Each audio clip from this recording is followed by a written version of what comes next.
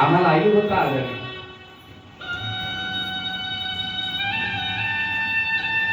आम्ही मम्मी झालो परंतु आई झालो नाही. अंतःकरणातून माया उपजावी लागते. ती उपजत नाही आमच्याकडे. मुलाच्या कल्याणासाठी जगातात रोष पत्करावा लागला तरी हरकत नाही. आपल्या लेकरासाठी वागात बरोबर 2 हात करणारी आई असते, लक्षात ठेवा. असं या फुलीची मातेनं काळजावर धुंडा ठेवला आणि 5 वर्षाच्या लेकराला वनाच्या ठिकाणी बाळवनात गेले. काही माहिती नाही काय करायचं, काही सांगितलं नाही. माझा आशीर्वाद आहे आणि तिथं गेले की निश्चित तुला भगवंत प्राप्त होईल, माझा आशीर्वाद आहे. काय विश्वास आहे लेकराचा? ऐका आमच्या लेकराचा. आमच्या लेकराला सांगितलं जा एवढं दळणाचा डबा घेऊन गिरणीत येईल, राजकारण चालू आहे.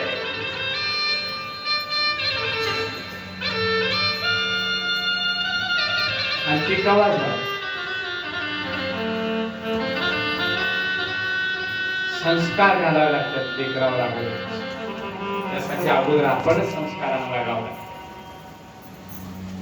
वनात जाऊन बसले, काहीच माहित नाही काय म्हणायचं काय करायचं, पण जाऊन बसले. आईने सांगितलं आणि भाग्याला गुरु मिळतो. पुन्हा एकदा सांगतो, तुम्ही करून गुरु होत नसतो. तुमचं भाग्य उद्याला अचानक किंवा तुम्ही शिष्यत्वाच्या लायकीचं झालं कीच गुरु तुमच्या भेटीला येत असतात.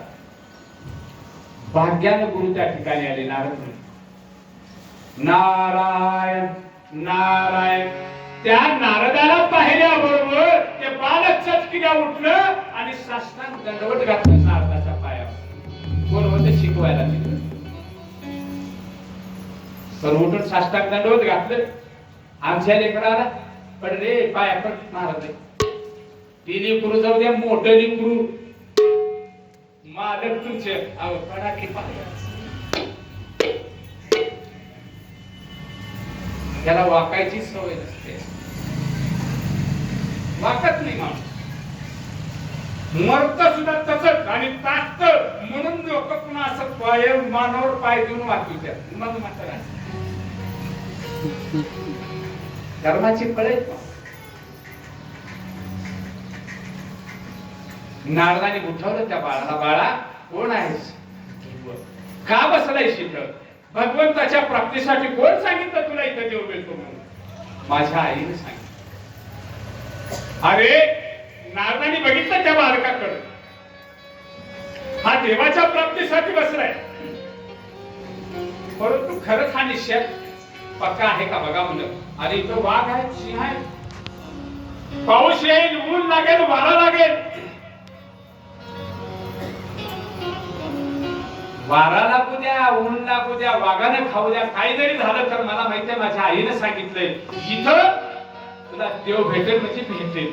आणि ते एक सांगितलंय आहे ना काय, जर समजा एखादा गुरु त्या ठिकाणी जर आला तर गुरु देव दाखवतो. माझ्या भाग्यानं तुम्ही गुरु म्हणून इथं आलात. तुम्हीच मला गुरु सांगा, गुरु होऊन मला सांगा देव कसे. न ठाऊक मजला काही, काय करावे देवासाठी, काय म्हणावे कसे म्हणावे, कसे बोलवावे. आर शरण तव चरणावरी, गुरु होऊनी मस्तकावरी, हात ठेवूनी सांगा. सांगा म्हणजे मला काय करावं सांगा. त्या बालकाचा विश्वास पाहिला आणि मग नारदाने सांगितले, बाळा तुला एक मंत्र देतो, द्वादशाक्षरी. त्या मंत्राचा जाप कर. दृढ विश्वासानं निश्चित तुला या ठिकाणी भगवंताची प्राप्ती होईल. हे मधुवन आहे, या मधुवनाच्या ठिकाणी भगवंताचा वास असतो. निश्चित प्राप्त होईल. आणि द्वादशाक्षरी मंत्र सांगितला. सगळ्यांना माहित असेल ना. 2 अक्षरी माहिती आहे? 2 अक्षरी मंत्र कोणता सांगा. राम म्हणून कथा सावध ऐकायची. राम कृष्ण ही 2 अक्षरी, पंचाक्षरी. आता महिना चालू आहे त्याच्यात. ओम नमः शिवाय काही मंत्र ध्यानात ठेवायचे. हे सिद्ध मंत्र आहे. या मंत्राला तुम्हाला कोणी नाही दिलं तरी या मंत्राचा जाप केलं तर सगळे मंत्राचा जाप केल्यासारखं होतं. मग मस्तकावर हात ठेवला आणि मस्तकावर हात ठेवून त्या गृहबाळाला नारदाने मंत्र दिला. ओम नमो भगवते वासुदेवाय. बेटीच्या देठापासून यावं लागतं. ओम नमो भगवते वासुदेवाय. ओम नमो भगवते वासुदेवाय. ओम नमो भगवते वासुदेवाय. ओम नमो भगवते वासुदेवाय. ओम नमो भगवते वासुदेवाय.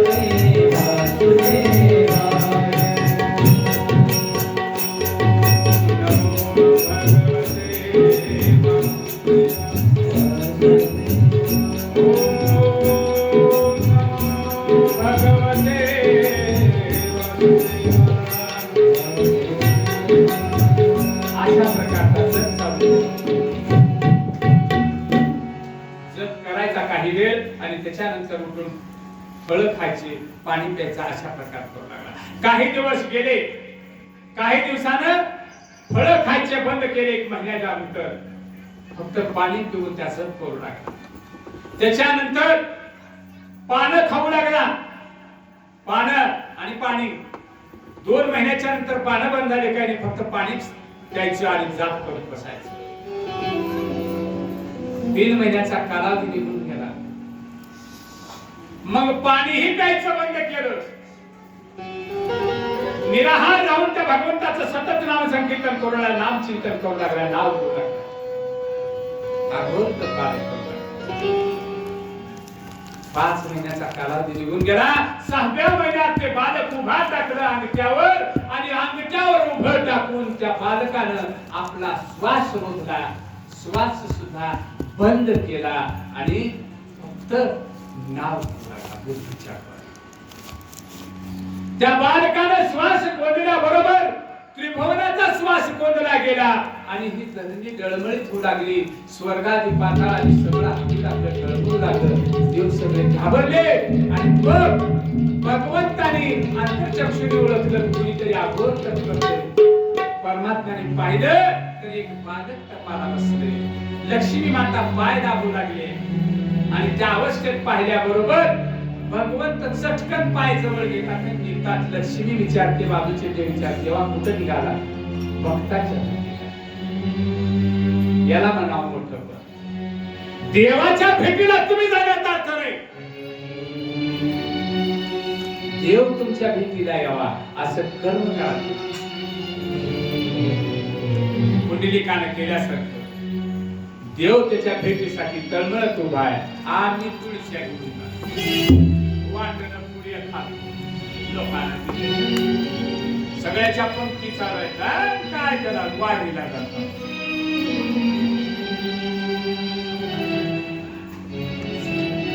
पण त्या ठिकाणी भगवंत प्रकट झाले. चतुर्भुज रूप घेतला आणि प्रकट झाले. बरं, चतुर्भुज रूप भगवान की बालकाच्या मस्तकावर हात ठेवला. बाळा उठ. तुरंत झालेल्या बालकाने डोळे उघडून पाहिलं तर 4 हाताचं सुंदर रूपाचं माणूस त्या ठिकाणी आले.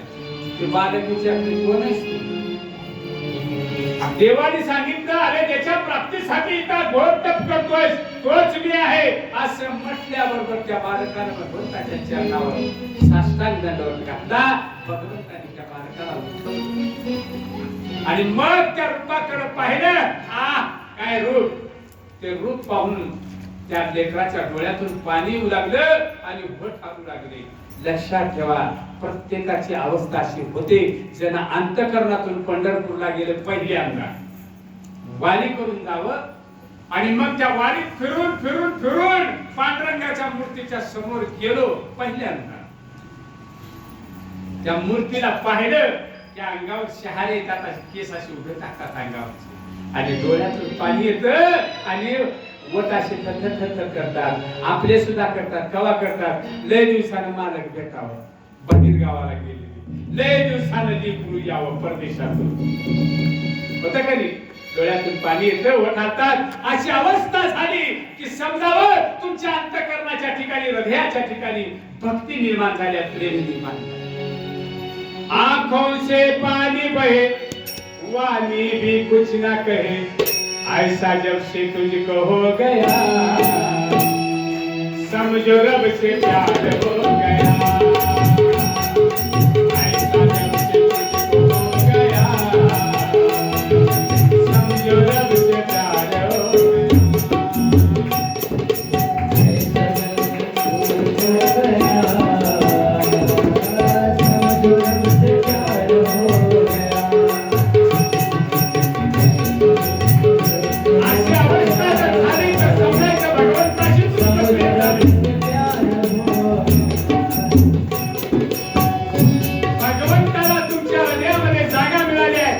याची खून म्हणजे डोळ्यात पाणी आणि ओठ ठरलं. त्याला काहीतरी बोलायचं असतंय, परंतु ते बोल बाहेर पडत नाही. भगवंताने ध्रुवाची अडचण ओळखली आणि पंचजन्य नावाचा शंख त्या ध्रुवाच्या गालाला लावला.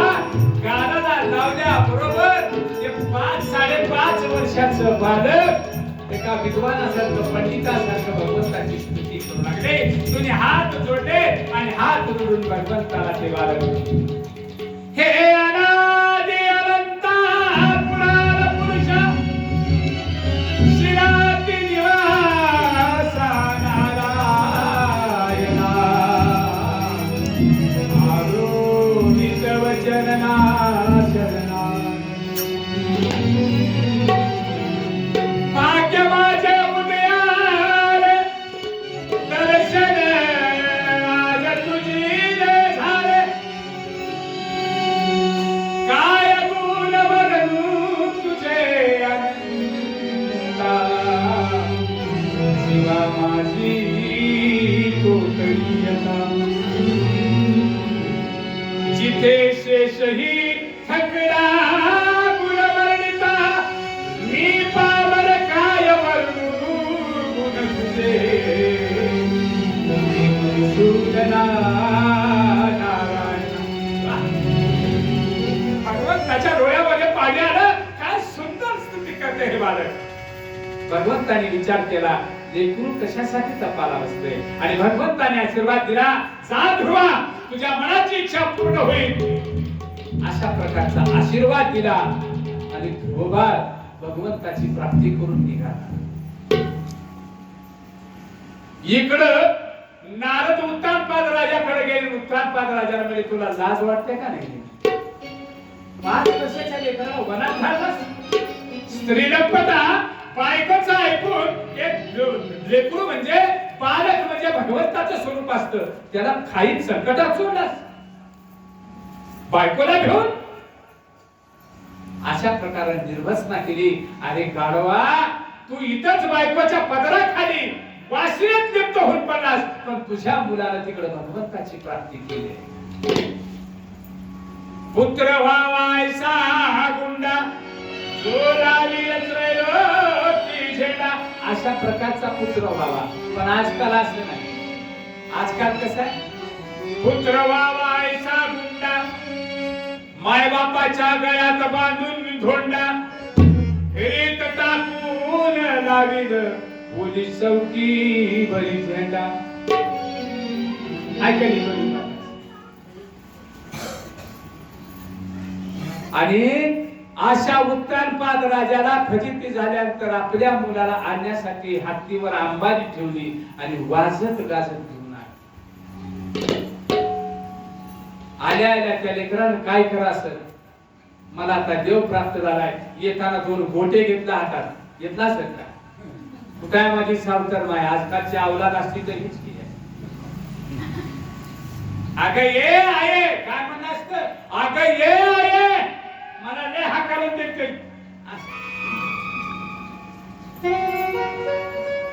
अंबारीतून उतरल्या आपल्या आईच्या अगोदर गेल्या नाही, परंतु सावत्राईच्या पाया पडायला गेलं. सावत्राईच्या पायावर लोटांगण घातल्याबरोबर त्या आईने उचलून छातीला लावला.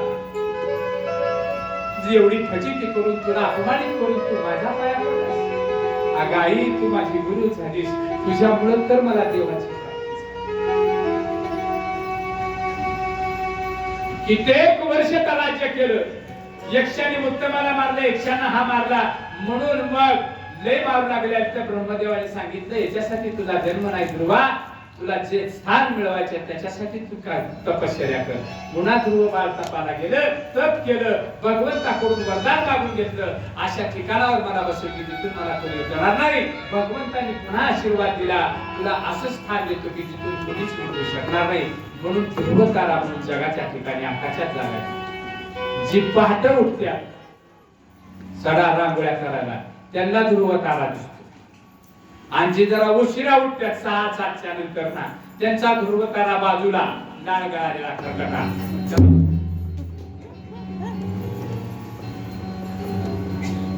आणि ज्या माऊलीला ध्रुव तारा बघायला मिळते ना, खरंच माऊली हो त्यांचा आरोग्य सांग, आशीर्वाद आहे त्याचा. ही कशाची कथा आहे? ही कथा झाली सांगायची. कशासाठी कथा आली भागवतामध्ये, का सांगितले कथेचा भावार्थ लक्षात ठेवा. या कथेतून आम्हाला संस्कार शिकायचे आणि ते संस्कार देण्याचं कार्य आईचे लक्षात. लेकराकडून पाया पडून घ्यायची अपेक्षा असेल तर तुम्ही अगोदर सासू सासऱ्याच्या पाया पडावं लागेल, तेव्हा तुमची सून तुमचं बघून तुमच्या पाया पडेल. आम्हीच पाया पडेल.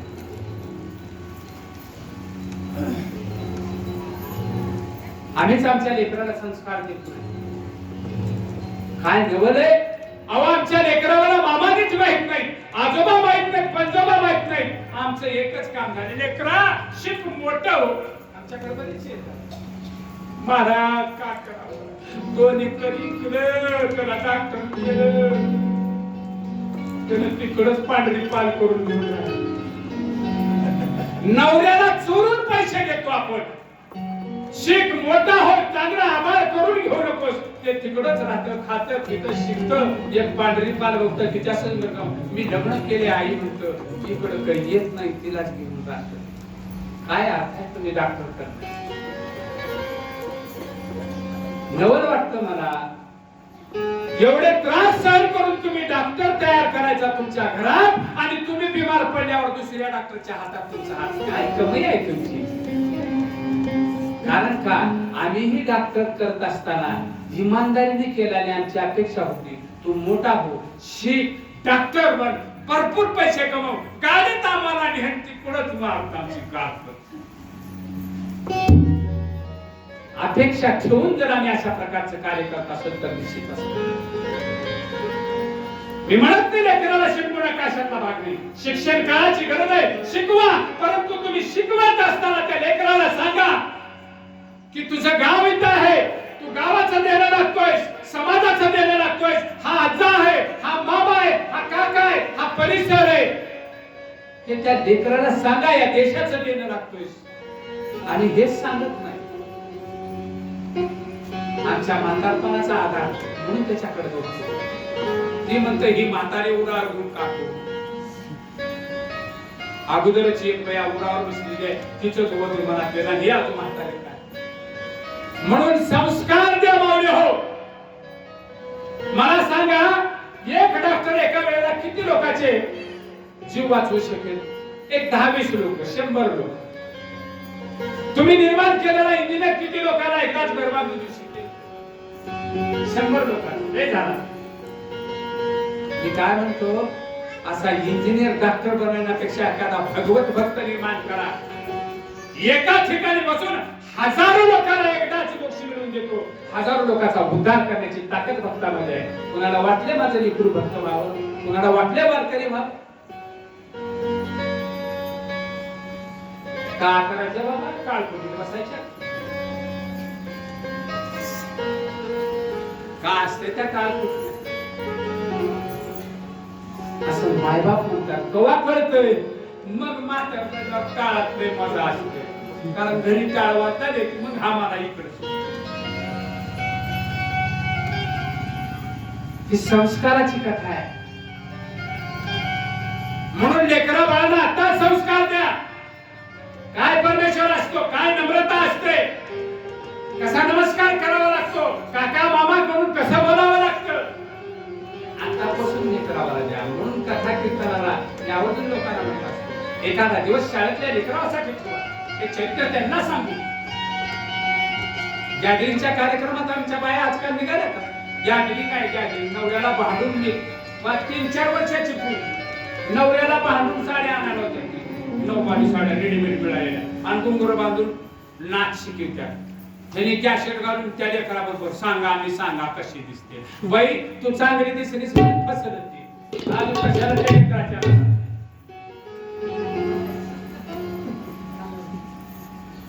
बसवा एखादी गवळ. अन बाई माझी करंगळी मोडली, बाई माझी करंगळी मोडली.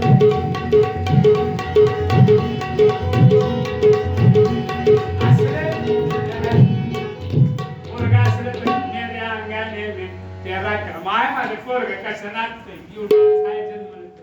एवढं पोरापासून नाचते बघा. नाचते नव नाचिते.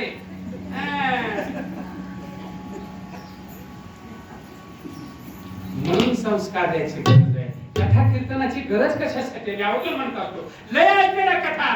जीवनाची चित्रकथा झाली आमच्या. कशासाठी कथा ऐका, ती कथा ऐकून जर आमचं आचरण बदलत नसेल तर आमच्यासारख्या महाराजांचं पोट भरण्याचा धंदा आहे मावजी. आमच्यासारखे चाबरे महाराज यायचे, काहीतरी इकडे तिकडे सांगायचं, 2-3 तास झालं की सगळं गुंडाळून घेऊन जायचं. पण तुमच्या जीवनामध्ये जर परिवर्तन होत नसेल तर ह्या व्यासपीठाशी केलेली बैमानी आहे महाराजांची. आणि म्हणून हे उपजावं लागतं. दुःख वाटतं मावजी, कुठं चाललाय समाज. बघा तुम्हीच विचार करू. नवल वाटतं मला लोकांना. इथून जाऊन लोक तिथं पानपट्यावर पिचकाऱ्या मारीत बसतात. शाळा चाले ना मला केव्हा जायच्या साहेबाच्या भीतीला. मग साहेब तर कधीच भेटणार नाही, उसाच्या फडात मुर्दा पडत. पहिल्या दिवशी सांगितलं तुम्हाला या भागवताला ज्ञानगंगा म्हटलंय आणि ही ज्ञानगंगा तुमच्या दरवाजात जर आली असेल, गावात आली असेल आणि याच्यात जर तुम्हाला डुंबायला मिळत नसेल, हे जर ऐकायला मिळत नसेल तर तुमच्यासारखं दुर्भाग्य कोणीच नाही.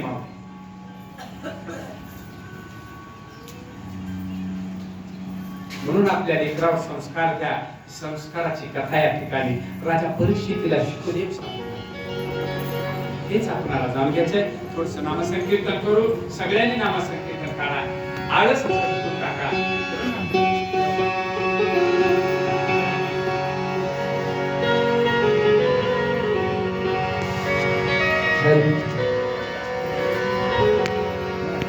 गोविंद बोलो हरि गोपाल.